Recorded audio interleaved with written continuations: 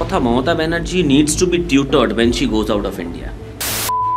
2013 সালে যখন নলিয়াখালীর দাঙ্গা হয়েছিল তখন কিন্তু ভারতীয় জনতা পার্টির এই পশ্চিমবঙ্গে একজনও সাংসদ এবং বিধায়ক ছিলেন না। নিশ্চয়ই পঞ্চায়েত স্তরে, ওয়ার্ড স্তরে ইত্যাদি আমাদের জনপ্রতিনিধিরা ছিলেন, কিন্তু we were not part of the government, or not part of the government to be honest, but we were not part of the assembly at all.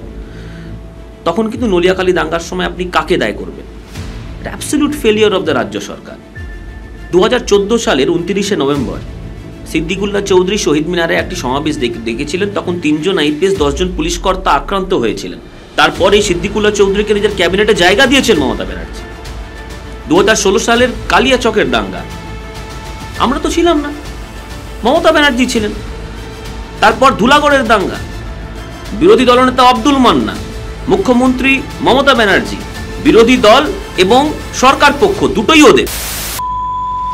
উনি গতকাল শহীদ মিনারে দাঁড়িয়ে বলছেন যে সরকার আপকি হ্যায়, এই সরকার আপনাদের সরকার, আমরা পুরোপুরি আপনার পাশে দাঁড়াবো। তারপর আপনারা সম্প্রীতির বার্তা দিতে পারেন কি? কোন মুখে? সম্ভব নয়। এই রাজ্যে তাসলিমা নাসরিন ফেরত আসতে পারেননি, উনি দিল্লিতে থাকতে পারেন কিন্তু কলকাতায় থাকতে পারেন না। কার ফেলিয়ার?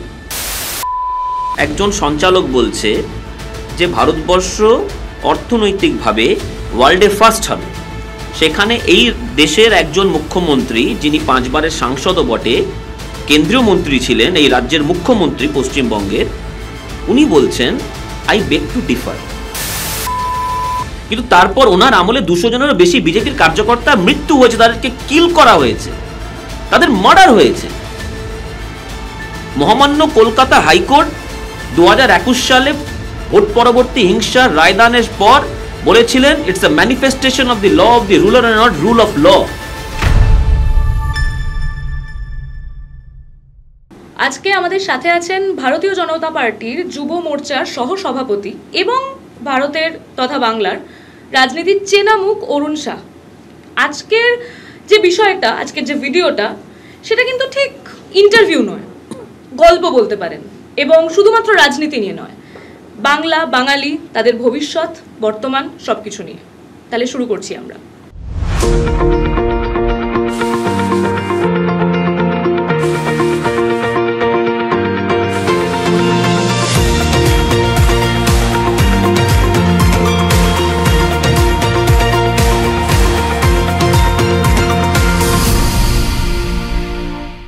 অরুণদা, কেমন আছো? ভালো আছি, তোমার খবর কি? চলছে। Welcome to Bengal Renaissance. Thank you. কালকে দিনের একটা ঘটনা নিয়ে শুরু করি। রেড রোডে মমতা ব্যানার্জি একটি কমেন্ট করেছেন কালকে, যে রাম বাম এখন একই হয়ে গেছে। এই বিষয়টা নিয়ে তোমার কি বক্তব্য? মানে এটা তো উনি অনেকদিন ধরেই বলে আসছেন, তো এই বিষয়টা নিয়ে তুমি কি ভাবছো, কিভাবে দেখছো বিষয়টা? প্রথমত উনি যে স্টেটমেন্টটি করেছেন গন্দা ধর্ম,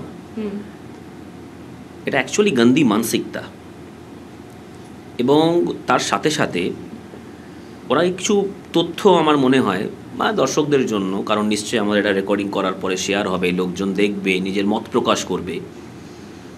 2013 সালে যখন নলিয়াখালীর দাঙ্গা হয়েছিল তখন কিন্তু ভারতীয় জনতা পার্টির এই পশ্চিমবঙ্গে একজনও সাংসদ এবং বিধায়ক ছিলেন না। নিশ্চয়ই পঞ্চায়েত স্তরে, ওয়ার্ড স্তরে ইত্যাদি আমাদের জনপ্রতিনিধিরা ছিলেন, কিন্তু we were not part of the government, or not part of the government to be honest, but we were not part of the assembly at all. তখন কিন্তু নলিয়াখালী দাঙ্গার সময় আপনি কাকে দায় করবেন? এটা অ্যাবসলিউট ফেলিয়ার অফ দ্য রাজ্য সরকার। 2014 সালের 29শে নভেম্বর সিদ্দিকুল্লাহ চৌধুরী শহীদ মিনারে একটি সমাবেশ দেখেছিলেন। তখন 3 জন আইপিএস, 10 জন পুলিশ কর্তা আক্রান্ত হয়েছিলেন। তারপরে সিদ্দিকুল্লাহ চৌধুরীকে নিজের ক্যাবিনেটে জায়গা দিয়েছেন মমতা ব্যানার্জি। 2016 সালের কালিয়াচকের দাঙ্গা আমরা তো ছিলাম না, মমতা ব্যানার্জি ছিলেন। তারপর ধুলাগড়ের দাঙ্গা, বিরোধী দলনেতা আব্দুল মান্না, মুখ্যমন্ত্রী মমতা ব্যানার্জি, বিরোধী দল এবং সরকার পক্ষ দুটোই ওদের। কাকে দায় করবেন? রামবাম নিয়ে মানে যে ধরনের মন্তব্য উনি করেন, অ্যাকচুয়ালি সত্যি কথা বলতে গেলে দায় এড়ানো আর যাবে না। সরকারে আপনি আছেন, law and order is a state subject. সেই জায়গায় দাঁড়িয়ে নিজের ফেলিওরটাকে ঢাকার জন্য উনি গতকাল শহীদ মিনারে দাঁড়িয়ে বলছেন যে সরকার আপকি হ্যায়, এই সরকার আপনাদের সরকার, আমরা পুরোপুরি আপনার পাশে দাঁড়াবো। তারপর আপনারা সম্প্রীতির বার্তা দিতে পারেন কি? কোন মুখে? সম্ভব নয়। এই রাজ্যে তাসলিমা নাসরিন ফেরত আসতে পারেননি, উনি দিল্লিতে থাকতে পারেন কিন্তু কলকাতায় থাকতে পারেন না। কার ফেলিয়ার? সুতরাং এই ধরনের কুরুচিকর মন্তব্য করা শোভনীয় নয়, কিন্তু মমতা ব্যানার্জিকে বলে লাভ নেই। কদিন আগে দেখলাম ঘোরাফেরা করতে গিয়েছিলেন লন্ডনে, ওখানেও যা হয়েছে বিশেষ কিছু বলার নেই। তুমি এই লন্ডনের প্রসঙ্গটা তুললে, সেখান থেকেই আমি আসি। একটা বিষয় আমরা খুব দেখতে পাচ্ছি, ভিডিওতে ভাইরাল হয়েছে যে উনি ওনার যে সময় ওনাকে মারা হয়েছিল, ওনার পুরো শরীরে জড়ানোর ছবি, সেটা উনি দেখিয়েছেন যে আমার এই অবস্থা হয়েছিল, এবং ওখানে একটা অত্যন্ত জঘন্য পরিস্থিতি তৈরি হয়েছিল, এবং লোকজন হাতে করে রীতিমতো প্ল্যাকার্ড নিয়ে গেছে যে এগুলো কেন ঘটেছে। সেখানে অভয়াকাণ্ড উঠে এসছে, সেখানে শিক্ষা উঠে এসছে, স্বাস্থ্য উঠে এসছে। তো তোমার কি মনে হয় যে এটা, আমি বলবো না মানে পশ্চিমবঙ্গের বাইরেও বলা যাচ্ছে না, দেশের বাইরে, মহাদেশের বাইরে, অন্য জায়গায় গিয়ে, অক্সফোর্ডের মতো ইউনিভার্সিটিতে, সেখানে গিয়ে এটা যেটা ঘটলো, এটা কি পশ্চিমবঙ্গের একটা অপমান নয়? দেখুন, প্রথম কথা, Mamata Banerjee needs to be tutored when she goes out of India। প্রথম কথা, ওনাকে যখন সঞ্চালক একটি কথা বললেন যে ভারতবর্ষ 2060 সালে পৃথিবীর ফার্স্ট বা সব থেকে লার্জেস্ট ইকোনমি হিসেবে উঠে আসতে পারে, তখন উনি বলছেন আই বেগ টু ডিফার। মানে লন্ডনে বসে ওখানকার একজন সঞ্চালক বলছে যে ভারতবর্ষ অর্থনৈতিকভাবে ওয়ার্ল্ডে ফার্স্ট হবে। সেখানে এই দেশের একজন মুখ্যমন্ত্রী, যিনি 5 বারের সাংসদও বটে, কেন্দ্রীয় মন্ত্রী ছিলেন, এই রাজ্যের মুখ্যমন্ত্রী পশ্চিমবঙ্গের, উনি বলছেন আই বেগ টু ডিফার। দ্বিতীয় বিষয়, যে ধরনের কথা উনি ওখানে বলছিলেন, I have 2 hands, I have a liver, I have 2 আইস, এই ধরনের কথা বলার তো কোনো প্রয়োজন ছিল না। আপনি সিরিয়াস আলোচনা করতে গেছেন, উনি বলছেন এখানে কিছুজন এসে রাজনীতি করছে, আপনিও তো ছবি নিয়ে গেছেন, রাজনীতি করছেন। বামেদের বিরুদ্ধে দেখানোর জন্য গেছিলেন হ্যাভ ফেসড অ্যাট্রসিটিজ। নিশ্চয়ই মমতা ব্যানার্জি যা লড়াই করেছেন তার জন্য ওনাকে আমরা সবসময় রেসপেক্ট করি, কিন্তু তারপর ওনার আমলে 200 জনেরও বেশি বিজেপির কার্যকর্তার মৃত্যু হয়েছে, তাদেরকে কিল করা হয়েছে, তাদের মার্ডার হয়েছে। মহামান্য কলকাতা হাইকোর্ট 2021 সালে ভোট পরবর্তী হিংসার রায়দানের পর বলেছিলেন it's a manifestation of the law of the ruler and not rule of law. শাসকের আইন, আইনের শাসন নয়। সেই জায়গায় দাঁড়িয়ে উনি যদি বলেন উনি আক্রান্ত হয়েছেন, তাহলে এই রাজ্যে উত্তর দিনাজপুরের একজন বিধায়কের মৃতদেহ টাঙিয়ে দেওয়া হয়েছিল ওর বাড়ি থেকে 2 কিলোমিটারের দূরত্বে, আজ পর্যন্ত কিন্তু সুরাহা পাওয়া যায়নি। কতজন কর্মী মারা গেছে তার উপর একটা বই লেখা হয়েছে, এর দায় ওনার নয়? উনি রেসপন্সিবিলিটি এড়িয়ে যেতে পারেন? এবার ওখানে ওনার বিরুদ্ধে যারা প্রশ্ন করেছিলেন তারা প্রশ্ন করছেন যে হিন্দুদের নিয়ে আপনি কিছু বলতে চান? উনি বলছেন না, I am a Sikh, I am a Parsi, I am a Sikh, I am a Hindu, I am a Jain, I am, মানে অনেক কিছুই বললেন যে আমি সব ধর্ম, গতকালও বললেন শহীদ মিনারে সব ধর্ম নাকি উনি করেন, কিন্তু ইলেকশন অ্যাফিডেভিটে তো একটা ধর্মই দেখাতে হয়, সেখানে উনি কোন ধর্ম লেখেন? আচ্ছা, এই যে তুমি বললে যে ল অ্যান্ড অর্ডারের সিচুয়েশন যেটা তুমি বলছো, তো এখানে দাঁড়িয়ে শুধু কি পশ্চিমবঙ্গে এটা হচ্ছে, শুধু কি মমতা ব্যানার্জি করছেন, এটা কি সারা দেশেই চলছে না? দেখুন, আপনাকে একটা কথা বলি, ওনারশিপ বলে একটা ইস্যু হয়, কিছু জায়গায় যদি কোনো আইন অমান্য হয় সেখানকার সরকার কিন্তু এগিয়ে আসে। বিজেপি শাসিত রাজ্য আপনি দেখবেন এটা 100% আমরা ওনারশিপ নিয়ে সেটাকে রেকটিফাই করতে যাই। কোনো মতে আপনি দেখবেন না যে একটা সরকার, আপনি ভাবুন কলকাতা শহরে ডেঙ্গির কেস বেড়েছিল, মমতা ব্যানার্জি বলেছিলেন বাংলাদেশ থেকে নাকি মশা আসছে, সে এসে কামড়াচ্ছে। এবার ওনারশিপটা কোথায়? যখন আপনি দায় এড়িয়ে যাবেন, এইভাবে যদি দায় এড়িয়ে যান, তখন তো আপনার কিছু করার নেই। এবার দেখুন, আপনাকে আমি 2-3টে কথা বলি। ফর ইনস্টেন্স, আমাদের রাজ্যে ল অ্যান্ড অর্ডার কোল্যাপস করছে, অস্বীকার করার জায়গা নেই। চায়ের দোকানে যারা তৃণমূল করে তারাও বসে, তারা এখন প্রত্যেক দিন, এখন কম সময়, মানে চায়ের দোকানের মধ্যে যা পরিস্থিতি তৈরি হয়েছে, আমার পাড়ার ঘটনাটি আপনাকে বলি। কিছু লোক বসে আড্ডা দিচ্ছিল, এবং মানে আমি জেনারেলি ওই চায়ের দোকানে আড্ডা দিই না, কিন্তু হঠাৎ যাচ্ছিলাম, আমাকে ডাকলো এসব চা খেয়ে যান। হ্যাঁ, ঠিক আছে। সেদিন দেখলাম যে I was the only BJP supporter in that crowd. চায়ের দোকানে বড় ঠেক অ্যাকচুয়ালি, লোকজন বসে আড্ডা ফাড্ডা দেয়।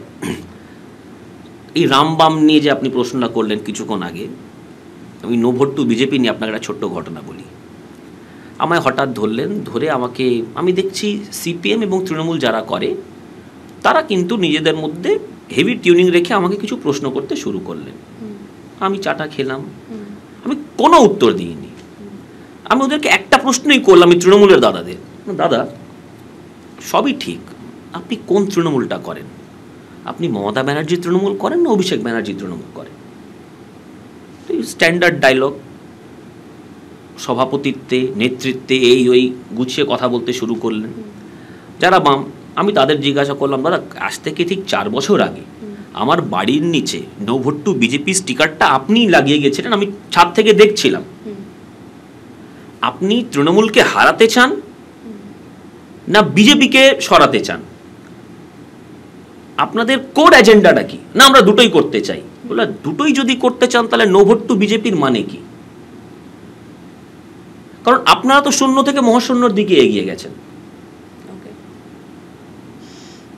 এই দুটো প্রশ্ন করার পর ওদের নিজেদের মধ্যে বাগবিতণ্ডা ধরে যায়। না না তোমরা তো, আমরা তোমাদেরকে পছন্দ করি না, আমরা তো সিপিএমকে হারিয়ে রাজ্যে এসছি। এবার সিপিএম এর লোকজন বলছে আমরাও তৃণমূলকে পছন্দ করি না, মইনুল মারা গেছে ইত্যাদি, ওদের মানে যা যা ঘটনা ঘটেছে। I was alone.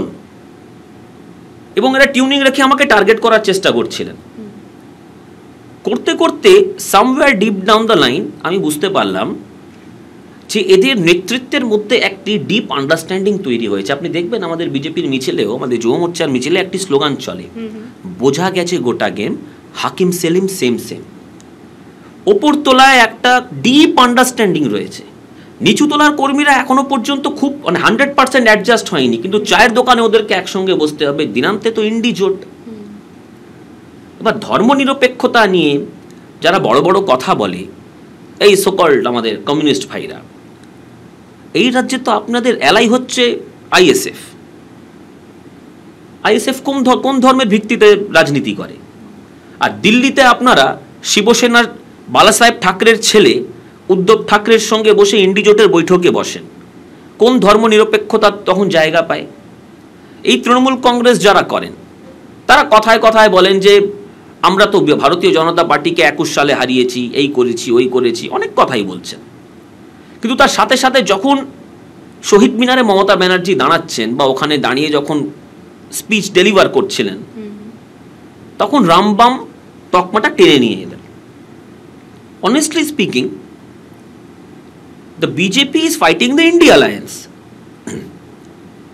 দিল্লিতে প্রকাশ কারাট, মমতা ব্যানার্জি, এদিকে আমাদের কংগ্রেসের মল্লিকার্জুন খড়গে বা রাহুল গান্ধী ইত্যাদিরা এক টেবিলে বসে বৈঠক করেন।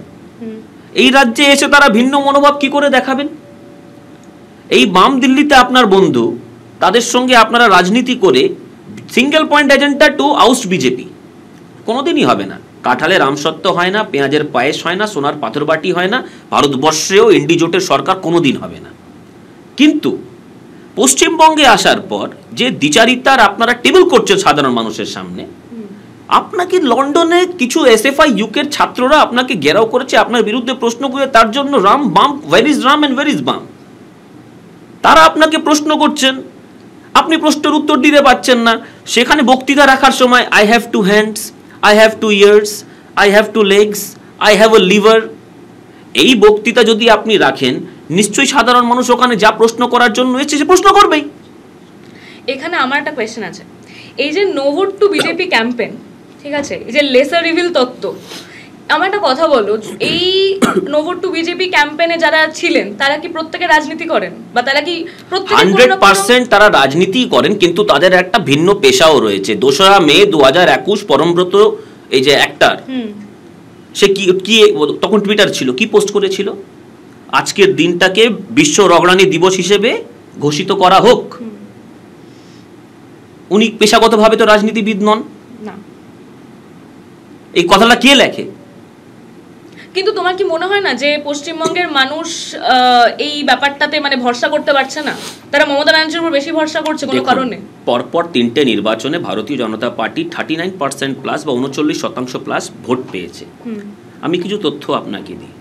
এই রাজ্যের 108টি মিউনিসিপ্যালিটির মধ্যে 74টি মিউনিসিপ্যালিটিতে 2024 সালে নির্বাচনে ভারতীয় জনতা পার্টি এগিয়ে, প্রায় 90-এর কাছাকাছি বিধানসভায় আমরা মতাবস্থায় এগিয়ে। এমন এই রাজ্যে 140+ সিটস রয়েছে যেখানে ভারতীয় জনতা পার্টি কোনো না কোনো নির্বাচনে লিড পেয়েছে। সুতরাং এই কথা বলা যে ওদের আর আমাদের মধ্যে একটা বৃহত্তর পার্থক্য রয়েছে, সেই তথ্যটা পুরোদস্তুর ভুল। It's a matter of 6-7% votes.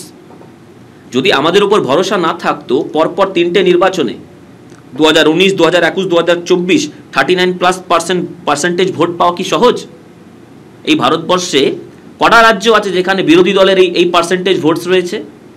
এবং যদি মানুষের আমাদের উপর ভরসা না থাকতো, আমরা এই স্টেবিলিটির সঙ্গে আমরা কি ভোট পেতাম?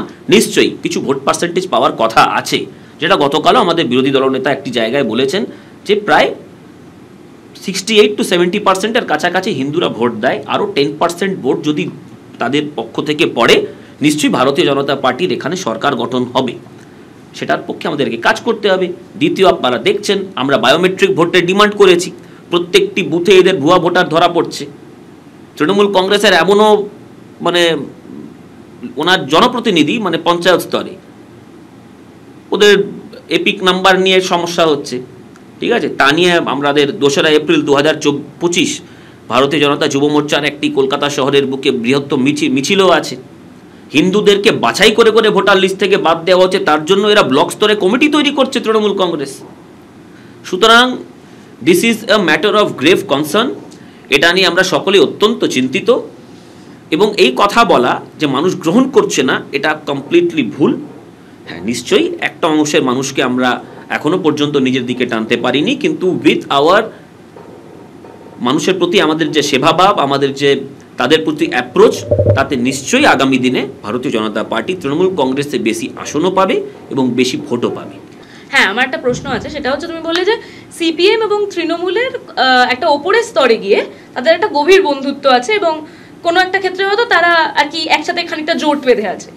এবার আমি যদি এটা বলি যে আজকে ধরো ফেসবুক খুলছি, কিংবা আজকে টুইটার খুলছি, বা আজকে ইনস্টাগ্রাম খুলছি, তাতে আমরা কি দেখছি যে ওই একটা এরকম ফুলের মতো একটা ফুলের মানে বোটা, এবং সেখান থেকে দুটো ফুল বেরিয়েছে, তার একটা হচ্ছে পদ্ম ফুল আর একটা হচ্ছে ঘাস ফুল, এবং উপরে লেখা আছে যে এটা দুজনেই হচ্ছে এক মুদ্রার এপিটোপিট। তো এটা কি খুব ভুল কথা? এবং এদের কি মানে বিজেপি এবং তৃণমূল কি কোনোভাবেই একসাথে কোনো জায়গাতে কি যোগাযোগ নেই? বিজেমূল কথাটা যে এসেছে, সো এই কথাটা তাহলে কোত্থেকে এসছে? আমি কিছুক্ষণ আগে আপনাকে বললাম যে যে ব্যক্তি আমার পাড়ায় no vote to BJP sticker সব জায়গায় লাগাচ্ছিলেন, তিনি প্রত্যেক দিন তৃণমূল কংগ্রেসের নেতা নেত্রীদের সঙ্গে চায়ের দোকানে আড্ডা দেন। দ্বিতীয় বিষয়, যদি ভারতীয় জনতা পার্টি আর তৃণমূল কংগ্রেসের মধ্যে কোনো আঁতাত থাকতো বা কোনো আন্ডারস্ট্যান্ডিং বা সো কল্ড সেটিং থাকতো, তাহলে এই রাজ্যে ভারতীয় জনতা পার্টির 200 জনের বেশি কার্যকর্তা কিন্তু তাদেরকে মানে এইভাবে মার্ডার হতে হতো না।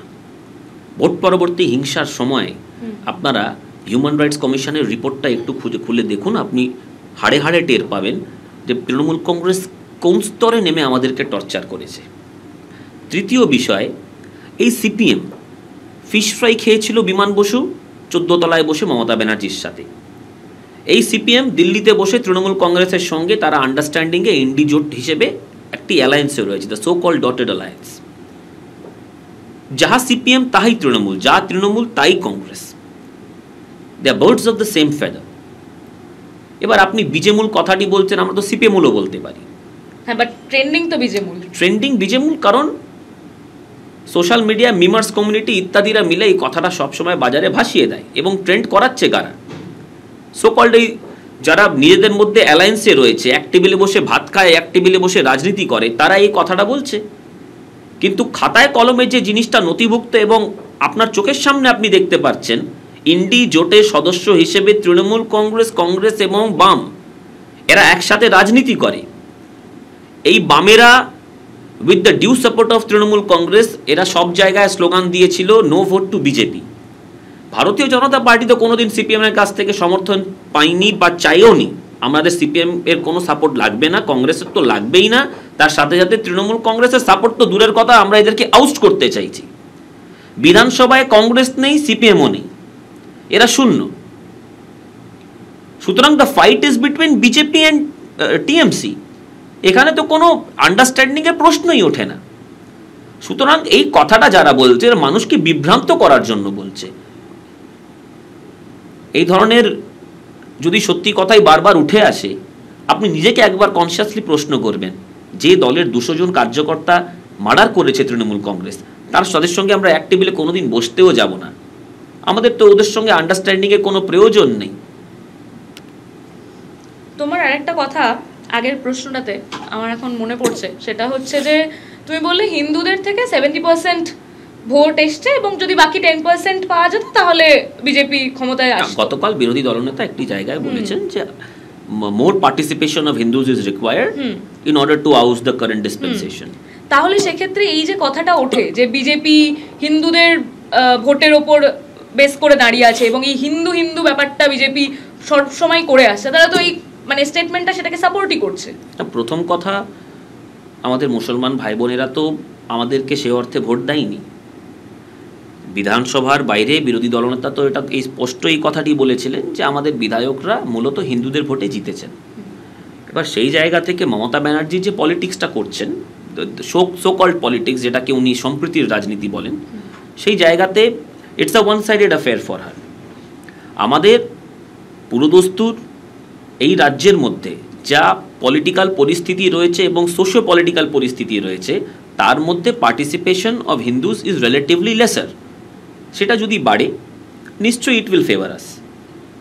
তুমি বলছো মুসলিমরা ভোট দেয়নি বিজেপিকে, তো সেটার কি কোনো কারণ আছে? তোমার কি মনে হয় যে এই যে আমি বললাম এর আগে যে বিজেপি যে একটা হিন্দুর ভোট বেশি পাচ্ছি বা আমার হিন্দু সমর্থকরা বেশি, বা আমি আজ মানে যদি ক্ষমতায় আসি তাহলে মুসলিমরা নিজেদেরকে আর সেফ মনে করছেন, এরকম কোনো ব্যাপার আছে? দেখুন, গোটা ভারতবর্ষে Bharatiya Janata Party is a national party. কোনো রাজ্যে কোনো জায়গাতে মুসলমানদের সঙ্গে কোনো জায়গাতে, I am being very particular, I am being very clear, কোনো জায়গাতে এমন আপনি একটা ইনস্ট্যান্স আমাদেরকে দেখাতে পারবেন যেখানে মুসলমানরা অ্যাকচুয়ালি আনসেফ? গোটা পৃথিবীতে মুসলমানরা সব থেকে বেশি সেফ আমাদের দেশে। দ্বিতীয় বিষয়, যে কথাটি আপনি আমাকে কিছুক্ষণ আগে জিজ্ঞাসা করছিলেন যে ভাই তারা যদি আমরা এখানে সরকার গঠন করি, তাহলে এই কথাটা তো উত্তরপ্রদেশের জন্য বলা হতো। ইউপিতে সব থেকে আমরা দেখছি এখন it is the finest amongst all the states as far as law and order is concerned. দিল্লিতে আমরা সরকার করেছি। আপনার কি মনে হয় উত্তরপ্রদেশে ইট ওয়াজ আ ওয়ান সাইডেড অ্যাফেয়ার? অসম প্রদেশের জায়গা, অসমেও প্রায় 35% মুসলমান ভাই বোনেরা রয়েছে, তারা তো ওখানে নিরাপদ রয়েছেন। ল অ্যান্ড অর্ডার মেনটেন করতে হবে।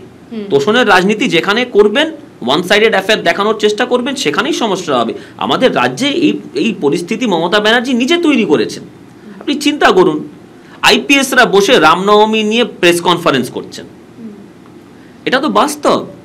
দুর্গাপুজো, কালী পুজোর পর সব থেকে বড় উৎসব আমাদের রাজ্যে রামনবমী। সেই জায়গায় জাভেদ শামীমকে আপনি বসিয়ে যদি প্রেস কনফারেন্সের মধ্যে উনি এসে যদি বক্তৃতা রাখেন, উনি যদি কথা বলেন, আমি কোনো মতেই কিন্তু পুলিশ একজন অফিসারের বিরুদ্ধে মন্তব্য করছি না, কিন্তু যারা করাচ্ছে বা যারা এম্পাওয়ার করছে, তোমরা এই ধরনের স্টেটমেন্টগুলো দাও, পুলিশকে যেভাবে তারা সামনে এনে কথা বলতে বলছেন, I think there should be a change in approach।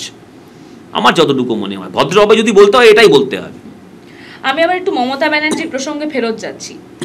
Mamata Banerjee দায় এড়াচ্ছেন এরকম একটা কথা তুমি বলেছিলে, এবং আমি সেইখান থেকে ধরছি যে এত বড় একটা কাণ্ড ঘটেছে পশ্চিমবঙ্গে 2024-এ, মানে আমি শুধু শহর বলবো না, শুধু রাজ্য বলবো না, গোটা দেশ এবং দেশের বাইরেও মানুষ কেঁপে গেছিল এই ঘটনাটাতে, যে একটা সরকারি জায়গায় একজন সরকারি কর্মচারী, যিনি একজন ডাক্তার এবং তার সাথে পড়াশোনা করছেন, তিনি রেপড অ্যান্ড মার্ডার্ড সেই জায়গায় দাঁড়িয়ে।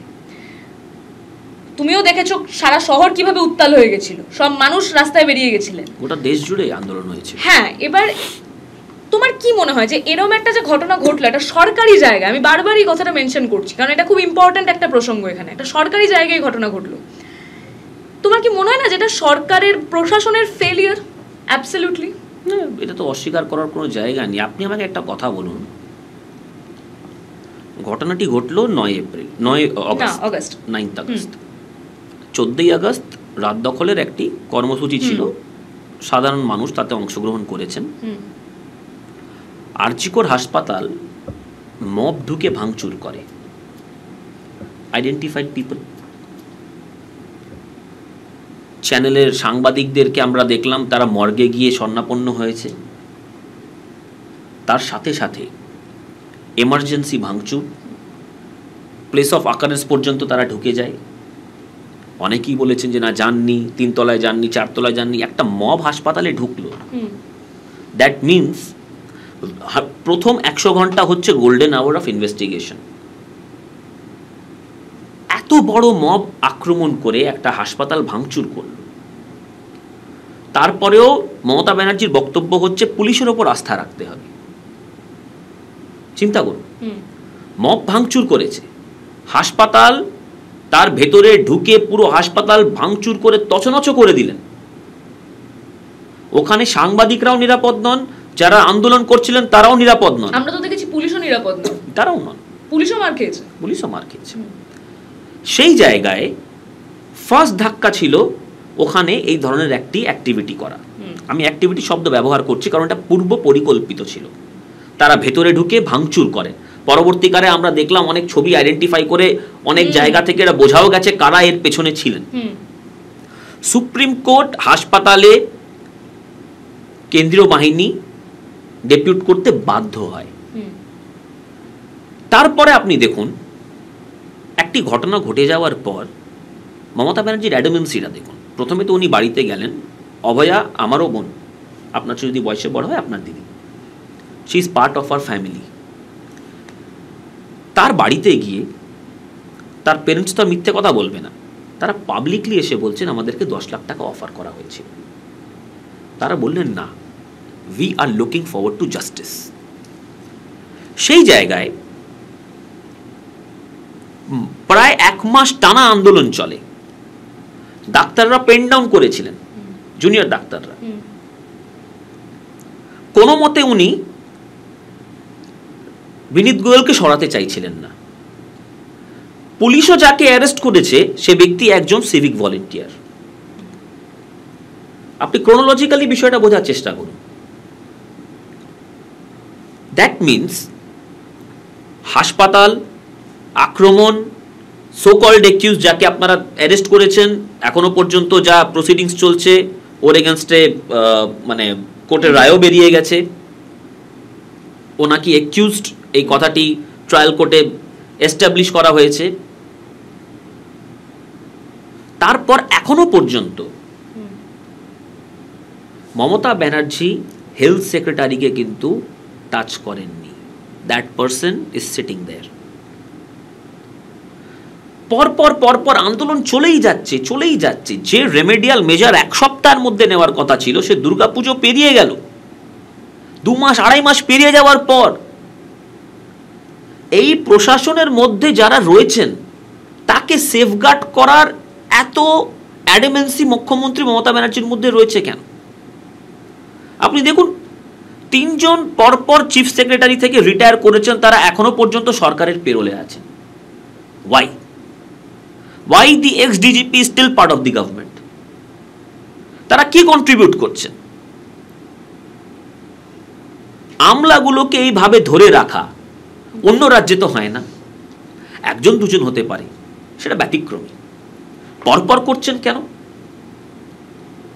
যাকে জোর করে ওই হাসপাতালে আপনি বসিয়েছিলেন, সন্দীপ ঘোষ, সে জেলে। থানার অফিসার ইনচার্জ, সে জেলে। সেই হাসপাতালে পরবর্তীকালে জানা যায় যে ওখানে একটা র্যাকেট চলতো, তার বিনিময়ে তার এগেনস্টে আবার কোর্টে প্রসিডিংস চলছে। পুরো বিষয়টা তো স্বাস্থ্য দপ্তরের অধীনে, স্বাস্থ্যমন্ত্রীকে।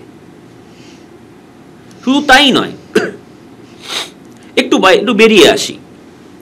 আমতায় কদিন আগে আমরা দেখলাম প্রায় একটা পাইকারির গোদাম থেকে কোটি কোটি টাকার জাল ওষুধ বেরোয়। এবার এখানে ড্রাগ কন্ট্রোল অথরিটির মতাবস্থা, মানে এমত অবস্থায় তার কন্ডিশনটা কি?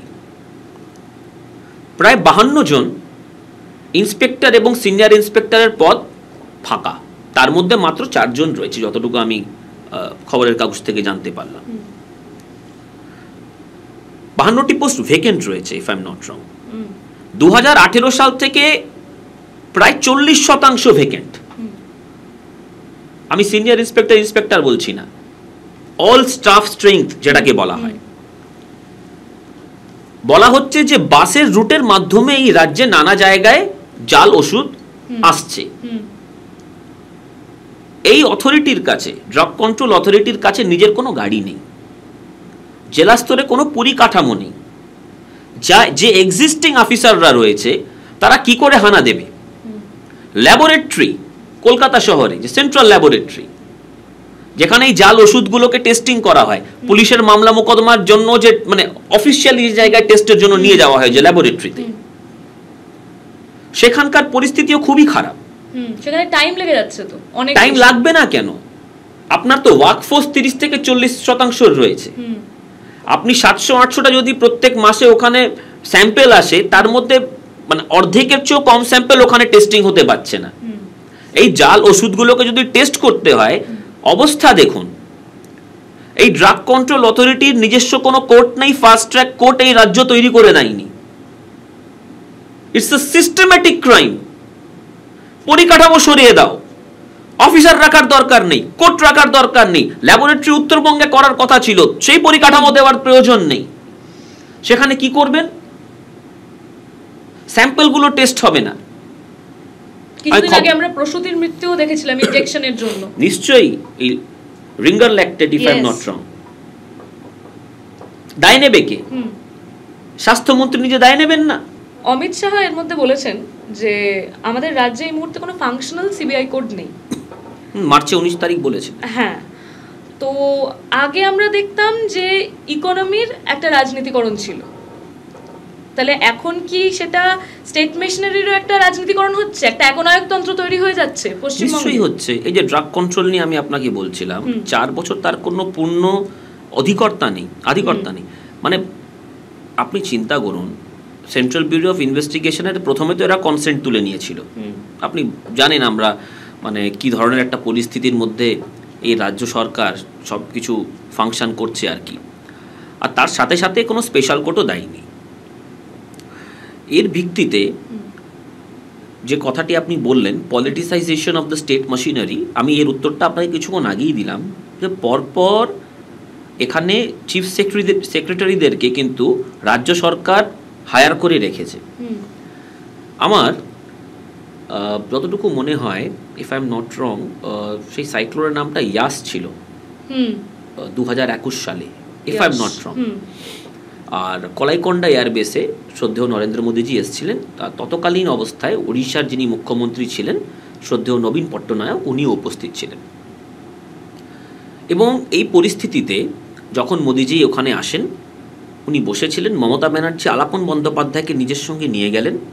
এবং ওখানে যেহেতু বিরোধী দলনেতা উপস্থিত ছিলেন, এটা মানে ওয়ান টাইপ অফ আপনি এক্সকিউজ বলতে পারেন, এক ধরনের, যেটা উনি ব্যবহার করেছেন পরবর্তীতে। ওখানে গিয়ে মিটিংয়ে উনি বসেননি, ওনার চিফ সেক্রেটারি বসেননি, দাঁড়িয়ে হাতে কাগজ দিয়ে, দম্ভ অহংকার দেখুন, উনি ওয়াকআউট করলেন। আর ওনার চিফ সেক্রেটারিও সেই একই কায়দায় ওখান থেকে ওয়াকআউট করে গেল। মনে আছে নিশ্চয়ই? যুক্তরাষ্ট্রীয় পরিকাঠামো নিয়ে যারা বড় বড় কথা বলে, তারা এই বিষয়গুলো ভুলে যায় কি করে? গভর্নর যখন ছিলেন শ্রদ্ধেয় জগদীপ ধনকর, উনি director general of police chief সেক্রেটারিকে সামন করতেন, বলতেন আমার সঙ্গে দেখা করতে আসো, including during the tenure of Kesharinath Tripathi. এরা দেখা করতে যেতেন। এরা গভর্নরকে নিয়ে কি ধরনের মন্তব্য করেছেন? কল্যাণ ব্যানার্জি, উনি বলেছিলেন জগদীপ ধনকর যতদিন গভর্নর আছেন, যখন থাকবেন না তখন পশ্চিমবঙ্গের প্রত্যেকটি থানায় ওনার এগেনস্টে আমরা একটা মোকদ্দমা করব, এফআইআর করব। স্টেট মেশিনারির পলিটিসাইজেশন অনেক আগে হয়েছে, কারণ এই রাজ্যে আমরা পুলিশ কর্তাদেরকে ইউনিফর্ম পরাকালীন মমতা ব্যানার্জির পায়ে ছুঁয়ে প্রণাম করতে দেখেছি। পার্টির প্রোগ্রামে পুলিশের অফিসাররা অন ডিউটি ইউনিফর্ম পরে তাদেরকে মঞ্চে দেখা গেছে। ওদের নাকি একটা কোনো ওয়েলফেয়ার বোর্ড ফোর্ট চলে কলকাতা পুলিশে, তার কনভেনার অমুক থানার আগে ওসি ছিলেন, এখন অ্যাসিস্ট্যান্ট কমিশনার হয়েছেন সে ব্যক্তি, মুখে আর নাম নিচ্ছে না। সে দাঁড়িয়ে বিরোধী দলনেতার বিরুদ্ধে মন্তব্য করছেন। State machinery was politicized the day Shrimati Mamata Banerjee came to power. এবং বাম আমলেও খুব একটা যে আলাদা ছিল, ভিন্ন ছিল তা নয়, কিন্তু সেই প্রসঙ্গে গেলে আবার আজকের পডকাস্টটা ছড়িয়ে যাবে। কিন্তু আমরা দেখেছি বামেরাও কি ধরনের রাজনীতি করত, অমিতাভ লালা বাংলা ছেড়ে পালা। স্টেট মেশিনারিকে নিউট্রাল থাকা, তা নিউট্রাল করে রাখা দায়িত্বটা কিন্তু মুখ্যমন্ত্রী স্বয়ং। কি করা যেতে পারে? আচ্ছা, এখানে আমার একটা প্রশ্ন আছে, সেটা হচ্ছে তৃণমূলের জমানায় আমরা একটা জিনিস দেখছি, সেটা হচ্ছে গুন্ডা রাজনীতি। মানে সে হয়তো তৃণমূলের দলের সাথে যুক্ত এবং সে একটা সমস্যা সৃষ্টি করছে, গুন্ডামি করছে, মানুষ মারছে এবং বিভিন্ন রকমভাবে বিভিন্ন স্ক্যামের সাথে যুক্ত। এবং তারপরে আমরা দেখছি যে যেই মাত্র দেখা যাচ্ছে সে তৃণমূলের দলের সাথে যুক্ত, তৃণমূলের লোক বলছে না না, এ আমাদের দলের লোক নয়। মানে এটা কি খুব, মানে তোমার কি মনে হয় যে এই ঘটনাটা কি মানে একটা দুটো ঘটনা ঘটছে ঠিক আছে, কি নাকি এটা হয়েই চলছে এবং হয়েই চলবে যদি তৃণমূল পাওয়ারে থাকে? আমি রিসেন্টের একটা ঘটনা আপনাকে বলি। যোগেশচন্দ্র চৌধুরী কলেজে সাবির নামের একজন প্রাক্তনী সরস্বতী পুজোর সময় উনি বাধা দেন। Case is pending before the court of law. ছাত্রছাত্রীরা ওনার বিরুদ্ধে একটা লিখিত অভিযোগ থানায় জানায়, তার পরবর্তীতে মোকদ্দমা চলছে। ইনিশিয়ালি পার্টি কিন্তু এই ছেলেটার মানে দূরত্ব রেডি করেছিল যে এর পাশে আমরা নেই। পরবর্তীতে যে মামলাগুলো হচ্ছে বা ওর হয়ে যে যারা দাঁড়াচ্ছে, স্পষ্ট হয়ে গেছে যে দল ওর পাশেই রয়েছে। আমার একটা কথা বলুন, মমতা ব্যানার্জি নিশ্চয়ই ওই কলেজের প্রাক্তনী, there is no doubt about it. একটি কলেজে সরস্বতী পুজো করতে দিচ্ছে না, সেই লোকটা তো জেলে থাকার কথা। এই ঘটনা কিন্তু আমরা নদিয়ার হরিণঘাটাতেও দেখেছি। নিশ্চয়ই হয়েছে, হচ্ছে। এই রাজ্যে যে সরস্বতী পুজো হয় না, এটা উপস্থাপিত হয়েছে ইন রিসেন্ট টাইমস, এবং এর জন্য এর বিরুদ্ধে যিনি লড়াই লড়ছেন তাকে এরা দিনের পর দিন হেনস্থা করেছে, প্রফেসর ডাক্তার পঙ্কজ রায় মহাশয়। কিন্তু পুজো তো হবেই। এটা সুভাষচন্দ্র বসুর বাংলা। 1924 সাল 3রা ডিসেম্বর বহরমপুর জেলে আনা হয়েছিল নেতাজি সুভাষচন্দ্র বসুকে। সমকালীন ভারত নামের একটি বই, লেখকের নাম শঙ্করী প্রসাদ বসু। বইয়ে উনি লিখেছেন যে ইনিশিয়ালি নেতাজি সুভাষচন্দ্র বসুকে পুজো করতে জেলের প্রশাসন বাধা দেয়। উনি আন্দোলন করতে বসলেন, হি ফট, এবং সেই দুর্গা পুজোর মতো ওখানে সরস্বতী পুজো হয়েছিল। লড়াই লড়তে হবে, বাধা দেবেই। এখন সেই মুহূর্তে ইংরেজরা করতো, বাধা দিয়েছিল, সুভাষচন্দ্র বসুকে লড়াই লড়তে হয়েছে। এখন এই সব যারা আছে আর কি, না এটা কি একটা মুসলিম তোষণের জন্য হচ্ছে যে একটা সরস্বতী পুজো, না সরস্বতী পুজোটা ভীষণ নর্মাল বিষয়, এরকম তো নয় যে সেখানে তার জন্য কোনো রাস্তা আটকে যাচ্ছে বা কোনো সমস্যা তৈরি হচ্ছে, কলেজে হয়। হ্যাঁ, মানে এটা কি এই যে মুসলিম তোষণের কথা উঠে আসছে বারবার তৃণমূলের, এটা কি মুসলিম তোষণের একটা পার্ট? নিশ্চয়ই। এবার দেখুন, আপনাকে একটা কথা বলি, পুজো নিয়ে কাদের সমস্যা থাকতে পারে? হিন্দুদের নিশ্চয়ই থাকবে না। যারা ওপোজ করছে তারা কেন করছে? এবং তারপরেও কোর্টে যেতে হয়, কোর্ট রায় দেয়, সশস্ত্র বাহিনী ওখানে দাঁড়িয়ে পুজোটা করায় আন্ডার পুলিশ প্রোটেকশন। এই পুজো শেষ হওয়ার পর কদিন পর ওখানে হোলির উৎসব হয়। সেই হোলির উৎসবে সাংবাদিকদের সঙ্গে এরা মানে লিটারালি মহিলা সাংবাদিকদেরকে এরা হেনস্থা করে। কারা করে? কার নেতৃত্বে করে? হু আর দে? কেন হবে এটা? কিছু বললেই বাংলাকে গুজরাট হতে দেব না, বাংলাকে উত্তরপ্রদেশ হতে দেব না। ওখানে তো এই ধরনের ঘটনাগুলো ঘটছে না, হচ্ছে আমাদের রাজ্যে। অ্যাজ অ্যাওয়ার সিটিজেন্স এর বিরুদ্ধে আমাদের লড়াই লড়তে হবে। আর তোষণ নিয়ে আপনি কথা বলছেন, তাসলিমা নাসরিন নিয়ে কদিন আগে সদ্য শ্রমিক ভট্টাচার্য মহাশয় রাজ্যসভায় প্রশ্ন তুলেছিলেন। আচ্ছা, অনেকক্ষণ রাজনীতি নিয়ে কথা হলো, অনেক ভারী ভারী কথা হলো। এবার একটু আমরা বাঙালি এই প্রসঙ্গে একটু আসি। আচ্ছা, তোমার কি মনে হয় যে তোমার কোনটা বেশি ভালো লাগে, আমাদের উত্তর কলকাতা না দক্ষিণ কলকাতা? থাকি দক্ষিণ কলকাতায়, জন্ম সবকিছু আমার কিন্তু মধ্য কলকাতা। আমি গণেশচন্দ্র এভিনিউ থাকতাম। আচ্ছা, তো মানে both sides of the spectrum আমার দেখা। যেহেতু দক্ষিণ কলকাতায় থাকি, দক্ষিণ কলকাতার সঙ্গে রিলেট করতে পারি বেশি এখন। কিন্তু এই যে বড় হয়েছি, স্কুলিং আমার উত্তর কলকাতার, সুতরাং একটা কানেক্ট তো সবসময় থাকে। ওটা চুজ করা আমার পক্ষে খুব ডিফিকাল্ট, কারণ এখনও মানে আমার বন্ধু বান্ধবরা উত্তরেও থাকে, দক্ষিণেও থাকে, মধ্য কলকাতাতেও থাকে, সবার সঙ্গে মিশি। এবং কলকাতাকে এই সাউথ নর্থ ইস্ট ওয়েস্ট ডিভাইডের মধ্যে রাখা যাবে না। কলকাতা শহর কিন্তু এই ডিভাইডের ঊর্ধ্বে, এবং it has its own charm, irrespective of everything, it has its own charm. সুতরাং চুজ করতে পারবো না। নিশ্চয়ই দক্ষিণ কলকাতায় থাকি এখন, আপনি বলতে পারেন দক্ষিণ কলকাতার ছেলে, তা নিয়ে আবার মানে সর্বস্তরে কিছু রিজার্ভেশনও লোকজনের আছে, কিছু লোকজন আবার পছন্দও করে, যাই আছে। আচ্ছা, তুমি তো চুজ করলে না। আচ্ছা, আমরা যেহেতু আমি চুজ করতে চাই না। হ্যাঁ, ওকে, ইয়েস, আমরা তো কলকাতাকে চুজ করছি। Absolutely yes. তো কলকাতা আমাদের এতদিন ধরে, তুমি মানে জন্মেছো কলকাতায়, তোমার বাড়ি এতদিন ধরে কলকাতায় থেকেছো। কলকাতা তো আফটার অল একটা ভীষণ ইমোশনের জায়গা, যারা কলকাতায় থাকে, জন্মেছে, সবকিছু। কিন্তু মানে এখন সবাই বলছে, ধরো আমরা বাইরে কোথাও যাচ্ছি বা অন্য রাজ্যের কারোর সাথে দেখা হচ্ছে বা কিছু, তো সেখানে লোকজন বলছে যে কলকাতা এখন ডিক্লাইনিং মোডে রয়েছে। তো তোমার এই ব্যাপারে কি মনে হয়? মানে এত ভালোবাসার শহর আমাদের, দেখুন সেই ব্যাপারে স্ট্যাটিস্টিক্স এবং তথ্য তো তাই বলে, ডিক্লাইন ইজ এভিডেন্ট। ইনক্লুডিং কিছুদিন আগে আমি দেখছিলাম পার্লামেন্টে আমাদের একজন মন্ত্রী ফাইন্যান্সের MOS হর্ষ মালহোত্রা প্রশ্নের উত্তর দিতে গিয়ে আমাদের জানালেন যে 2019 থেকে 2024 সালে 5 বছরের মধ্যে প্রায় 2200-রও বেশি রেজিস্টার্ড অফিস কলকাতা ছেড়ে বা এই রাজ্য ছেড়ে ভিন্ন রাজ্যে চলে যায়। 2227 রং।